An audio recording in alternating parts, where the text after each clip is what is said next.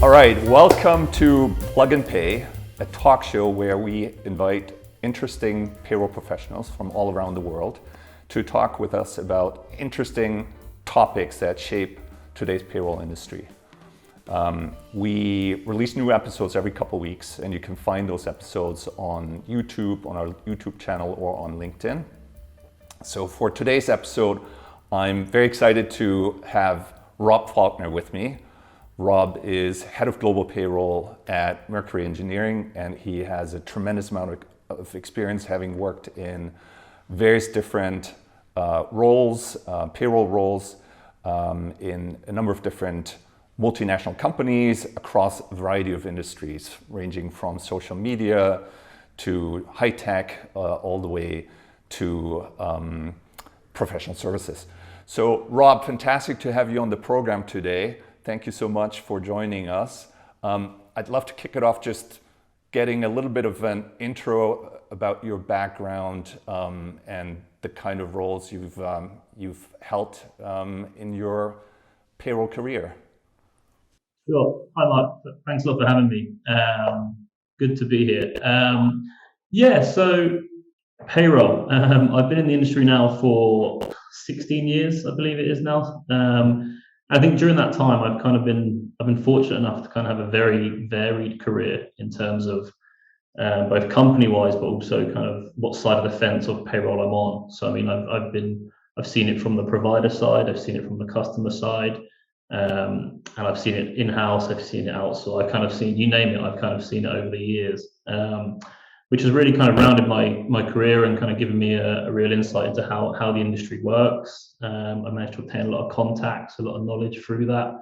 And yeah, at the minute I'm at a company, Mercury Engineering. The majority of I'd say the last 10 plus years has been multinational payroll. I started off kind of just looking at UK payroll, then went on to Ceridian, who I'm sure everyone listening will know about, kind of a global provider, and that kind of got me into the international payroll side of things. And then after Ceridian, I've always kind of been on the customer side, on the outsourced payroll side of things, and worked for Twitter, Credit Suisse along the way. So yeah, like I said, very varied, very different challenges at each, and that's kind of what's got me here today. So as someone who's worked in the payroll industry for a long time, Rob, I'm curious in terms of your perspective of recurring challenges and friction points that you've kind of come across that typically then motivate an organization to say, we've got to change something, right?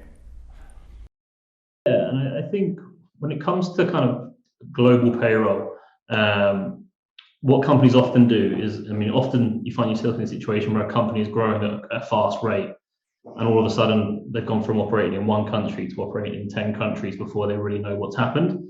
And the easy thing to do there is go, right, quick, we need a strategy and we need it quick. Let's go and find a global provider that can just kind of look after everything, then we don't need to worry about it, and that will all kind of work in the background. And one thing you find there is that whilst that sounds great kind of in thinking, it can often lead to kind of other issues along the way. And in my last two roles, I think I've been brought in, they've been kind of newly created roles, and the role has kind of been both times it has been,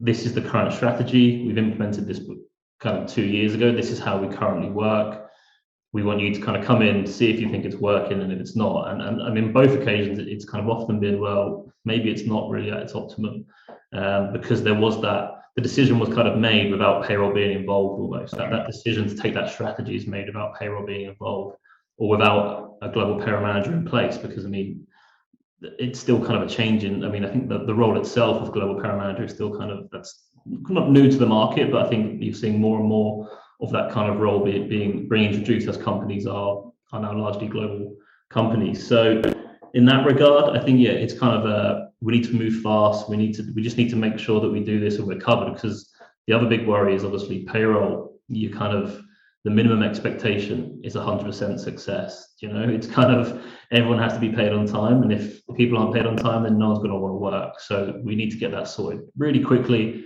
get that done, then it's covered, then we can leave it alone, it would kind of run itself. But what you've got kind of in the middle of all that is all these processes in place and things like that. So I think getting your strategy right from day one and kind of finding out what the right strategy is for you. And there are numerous ones out there that, again, companies may not be aware of. And making sure you get that foundation in before you try and, I guess, trying to run before you can walk is kind of the classic one that you see. And that can often result in, and it's a complex process, right? Global payroll. It's not, I think a lot of people think payroll is very much click a button and people get paid. But what people don't see is what goes on in the background and how you kind of get to that stage of people being paid. So I think that's kind of the classic one, is companies feel like they have to rush into something and kind of end up with a model that doesn't really work. Yeah.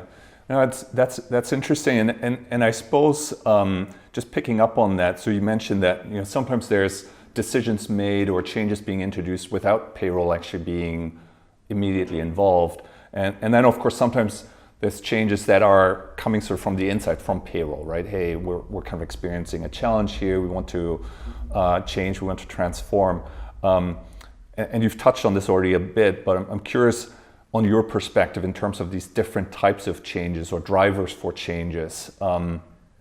Any sort of experience with, what sort of what the implications are, whether those changes are kind of brought about and driven by payroll, the payroll side of the house, or other external things that are kind of coming into the payroll environment? Yeah, I think, for change to occur, typically it's something is not working right, or something has gone wrong, or something's continually to go wrong, and that could be, from the business side, that could be a number of different things. It could be cost, it could be, again, complexity, it could be poor customer service, it could be a number of things. And again, that comes from two different sides. So from my side, for example, I might have a CFO come to me and say, hey, look, the current process is very expensive. The company want to drive down costs, the company want to do this. Do you think that's an option? Now, and I think in most cases, if I kind of went back there and said, hey, look, I know it's a bit expensive, but I think it's worth it. Everything's working really well. I don't think we should change. Things are very settled. And you think that would probably be enough to convince them to go, okay, well, it's a worthy expense, right? But if you're faced with that situation of you have a very expensive model, and at the same time, on the payroll side, things don't feel like they're working right either, or there's poor customer service, or you're unhappy for whatever reason, then when those two things combine, you then kind of have that big decision, because it's not really straightforward. It's not a straightforward process moving payroll providers or moving strategy or things like that. There's a lot involved, and when you've got numerous countries at play, it can be a very daunting prospect, basically. So again, you need strong decision making in that, and you need to kind of have a clear plan. And again, it's such a huge project that you need to be sure that's where you want to go, and you also need to make sure that what you're changing for is right, and that you're moving something that is going to improve where you are now. So a lot of moving parts, and obviously all this has to go on in the background whilst you're still running the day to day, and you're still getting everyone paid on time and things like that. So it's a huge uptake, and I think it's the clear decision-making process, and making sure that your next move is the right one. So in that transformation, as you said, it's a complex undertaking, right? Based on your experience, having gone through a number of different transformations in your career with different starting points and kind of different circumstances, are there any sort of critical success factors that you think are important in order to make sure that sort of transformation becomes a success? Yeah, so I guess from a timeline perspective, obviously you'll be working backwards, I suppose. You'll have an end date with your current provider, you'll have a start date with your new provider, and you'll know exactly what you need to tick off before you get to that end date and start with that new date, whether it be parallel runs done, and again, going backwards, contracts signed. But then before that, we need to find these new providers, things like that. So I think there's many different elements of the timeline that need to be in place. And it's one step at a time. You can't just kind of skip to the end, if that makes sense. It's a project that you can't really take there's no corner cutting or anything like that. So yeah, like I said, for identifying those providers that you want to work with is obviously huge. The move needs to be the right move. So that's a huge milestone in terms of making sure that providers you pick are right, picking the right software. And again, do you want to go with a global model where you're moving to one provider for all locations, or do you want to split it out and go one for one? So 10 countries, 10 providers, or maybe 10 countries, 7 providers, whatever it is. Yeah. So again, these are all decisions that kind of need to be made early on, and then you need to make sure that you're way ahead in terms of making sure that you're going to be ready to move on the day that you do turn over to new providers. So yeah, along the way, there's many different steps, many different things involved, and that's why before you get into that, you need to kind of know where you need to be and when, and who you want to go with and how you want to do it. There's kind of, you can't really get halfway through and go, hold on a minute, this was too not much, the right. turn back. Yeah, we'll go back to the old way. It doesn't really work like that. It's kind of, once you make that decision, that's where you're headed, and you need to make sure that you're all in managing that. Yeah, and there's a lot of teams involved in that. There's, legal are involved for obviously things like contracts, things like that.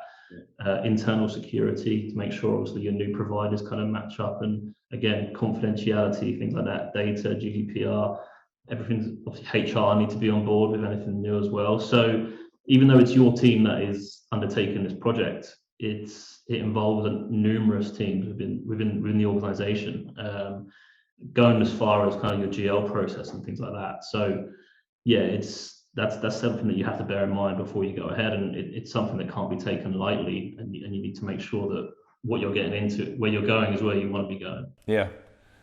So on that, and everyone else wants to go there as well, in terms of everyone else's needs in the company are being met as well, including people that look after budgets, including legal, including HR. So yeah, you have to have all those moving parts kind of in the one direction.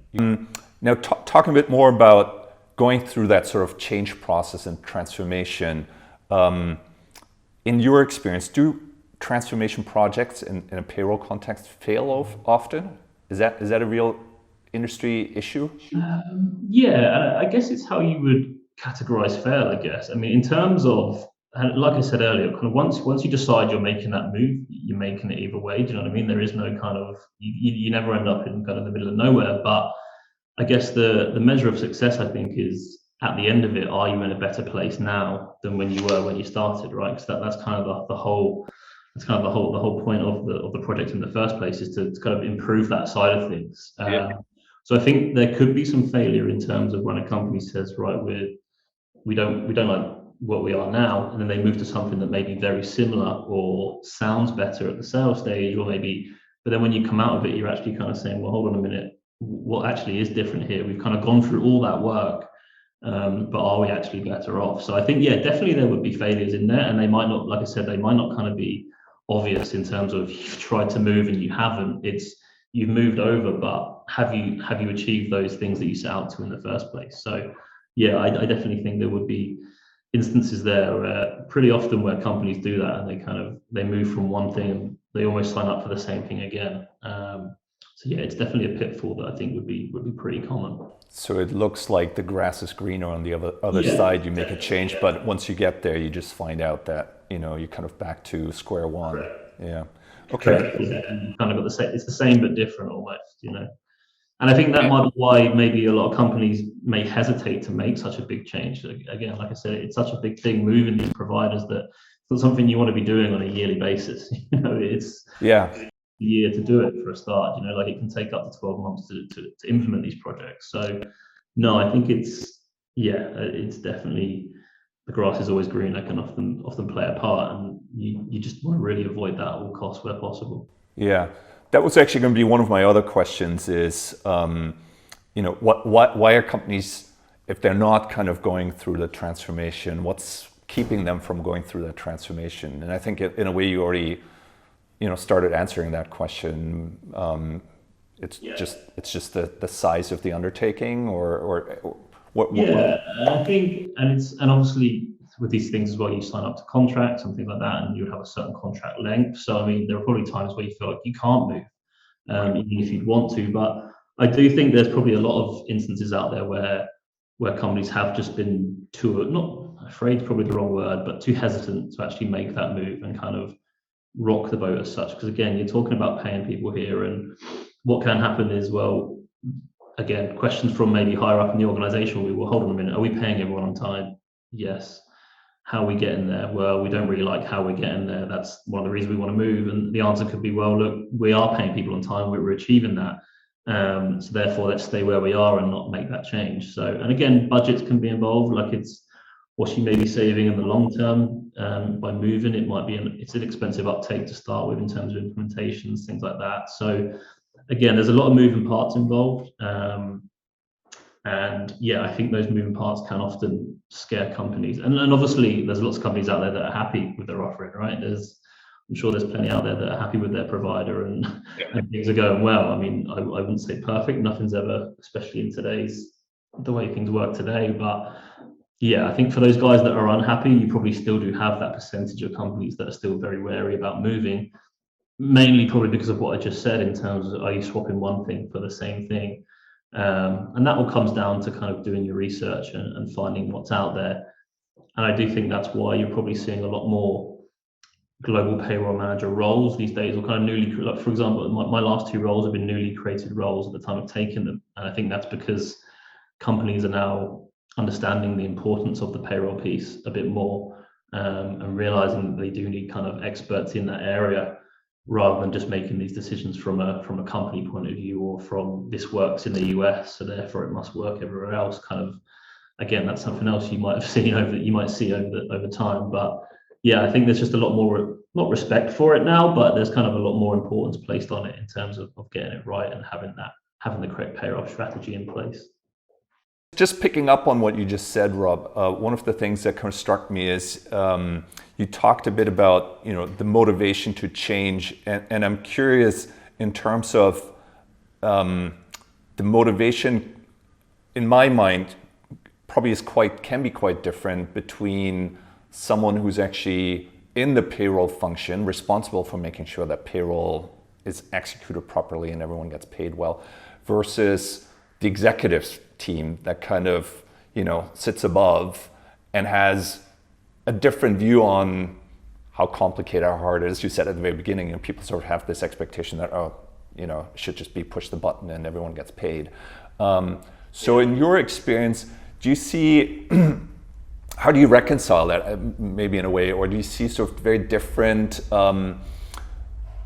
things that you need to drive at in terms of, hey, we want to make a transformation, and do you need to get different people to weigh into that kind of decision process? Yeah, I think a big part of that is communication, in terms of communication with senior management. I mean, when you decide to make that change, or you decide that you want to make that change, the chances are that you've been considering that for a period of time, right? You haven't just woke up one morning and said, right, let's change our payroll strategy or our provider. That's kind of something that there would have been reasons building up to that, and there would have been kind of a time period where you've been considering it before you made that decision. And I think from my side, I think it's all about communication, in terms of communication to senior management. Now, you may not have direct access to senior management, but certainly through your own manager, you would have that input. And I think, yeah, you have to make it very clear at that stage that, look, this isn't working. You need to kind of get that across, that you think the strategy at the moment is either not working or is not right, and you need to kind of be vocal and kind of have those reasons and not give examples, because I'm sure senior execs don't need kind of specific examples of why, but kind of, and how does it fit in with kind of where the business is going, and kind of try and align it with the strategy of the business as a whole. Because I mean, obviously, no business wants poor relationships with any kind of provider, or or expensive relationships, or relationships that just don't work. So I think it's kind of about communication there, and making sure that you're not approaching a decision maker on this one day and say, look, I want to do this, and they've said, well, this is the first I've heard of it, but you're telling me now that you've had 6 months of issues, or you've had a year of issues, and things like that. So I think kind of making sure that you're vocal about it from day one, and typically these things don't happen overnight, because like I said, you'll always be in a contract, or there'll always be certain times, or timing has to be right. So there's no reason why you can't be kind of laying the foundation for this change way ahead of time. And obviously a lot of that comes down to understanding from senior management. They might not be interested, but I think a good senior management would be, in terms of they'd be definitely willing to listen and kind of take that on board, and that's why you're there, right? That's kind of what your job is for, is to kind of make sure that people know that as well. So I think all in all, it's just about making sure that you're communicating upwards, and making sure that the appropriate people are aware of the situation, and you're not just kind of going to them one day and saying, hey, we want to change. say yes or no. Just kind of give as much evidence or information as you can to make sure that you're prepared, that they have all the information in front of them and prepared to make that decision. Yeah, no, that's excellent. So last question on this whole topic of transformation. If you had to create a checklist, and maybe this helps to sort of just bring this all together, because you, I think, touched on a lot of the points, but if you had to create sort of a checklist for someone who embarks on this transformation journey, what would that look like? Yeah, I think point one would be kind of, where are you now? So what are your issues now? So there's a reason you want to move. What are those reasons? So list those down. And again, it could be poor customer service, it could be price, poor time management, whatever it is. Kind of make sure the reason that you want to leave, and then write the checklist needs to be, well, what do we want to achieve? Where do we want to be at the end of this? I think that's very clear from start and finish. This is where we're starting and where do we want to finish. And I guess number one is make sure that there are some differences there, and that these are things that you have exhausted those options in terms of, that's not something you could easily do with your current provider, for example. But once you have that, you need to identify your strategy. Again, how do we get to where we want to go? What does it involve? So again, if that's maybe your in-house, where we want to go external, okay, well, do we know the providers in these locations if we want to take a payroll from internal to external or outsourced? So I guess checklist 2 would be, get that list of providers. Do you want me to start? No, that's my executive producer. It's okay. She's just checking in on me. So yeah, on your list, you kind of need mark out each stage of the journey, how to get there, and on that, again, it's going to be a big checklist, right? Because there's a lot to be done. But I think kind of start with a vague checklist in terms of big wins, and then kind of dive deeper into those and how you get those small wins along the way. So how are you going to find those new providers? Do you know any current providers? What software do you want to use? And kind of start, and like I said, kind of start at the end and work your way back of what you need. And certainly, and checklist wise, you also need a checklist of internal people that you need to work with along the way as well. Again, legal, internal security, finance, HR, and make sure that they're on board, and kind of and set out what you're going to need from them over that period of time as well, and kind of what do they want out of this project as well, because I mean, I'm sure if you went to any HR team, they would have some feedback for payroll about where they think the process or how they work can be improved. So just make sure that checklist is thorough, I guess. I think there'd probably be too much to go into one by one, but and like I said, yeah, just make sure there's clear goals there, and make sure you know what you want before you start, because the danger is you're going to end up with exactly what you've already got at the end of it. Yeah, no, I think that's very sound advice, and it's a bit of a tricky question, because in a format like this, obviously, as you said, a checklist for a project like this needs to be very comprehensive. But I think you hit on a lot of good points. I would add one point to that checklist is definitely make sure you talk to Rob Falkner before you embark on a project like this, because he's been through a lot of these kind of projects. So that should be maybe item number 1 on that checklist. Thank you very much. We'll hand out your cell phone number to people that want to get in touch with you. So Rob, just in finishing up here, what we'd like to do at the end of these episodes is what we call a lightning round. So what that is I'm going to ask you questions, a bunch of questions, and then I want you to answer as quickly as possible with the first thing that comes to mind, essentially. So we're going to start with when you were a kid, what did you want to be when you grew up? The cliche footballer. Footballer? Yeah. Oh man, nice. I need to have you talk to my son. He's big into football right now, and that's what he wants to be. But maybe he'll end up in payroll. Yeah, there's still hope for him. So. I'm maybe not an example of that. Exactly. Success of that. Yeah, that was the classic. Yeah. What are essential qualities for a good payroll professional? Organization, thick skin, able to, and be willing to kind of, I guess it's, again, this might not be a short answer, sorry, but I guess being willing to kind of be the team that goes unnoticed, I guess. Again, like you're not gonna get emails from everyone on payday saying thanks for paying me. So kind of be prepared to be that team that doesn't necessarily get all the recognition they deserve. But yeah, that would be the shortest answer I can give on that. No, I like that. I think those all resonate with me. I think they're very true. The unsung heroes. The unsung heroes, exactly. Lots of them out there. What music do you listen to when you crunch through your payroll numbers? Wow.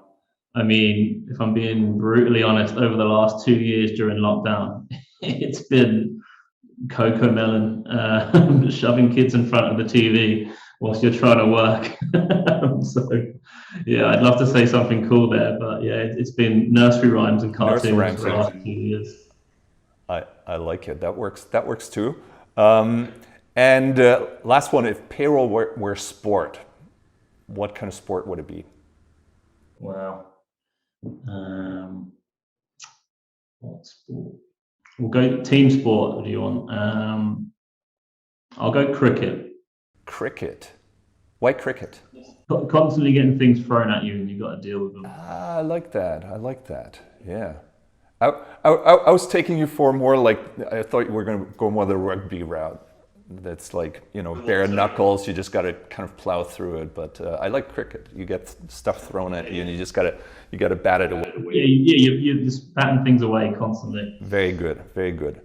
Well, listen, this was fantastic. Thanks again, Rob, for coming onto our show. A lot of really insightful things that you shared with the audience. So really appreciate your perspective. No worries. And thanks a lot for having me. Yeah. So just in wrapping up for everyone, that's essentially it for today's episode. These episodes will be posted on our YouTube channel, as I said at the beginning, on the LinkedIn channel, as well as on Google Podcasts, Apple Podcasts, and Spotify. And hopefully, if you enjoyed this episode, do give us a like, subscribe to the channel so you make sure you get the next episodes as well, and tune in again. So thank you so much, and talk to you soon.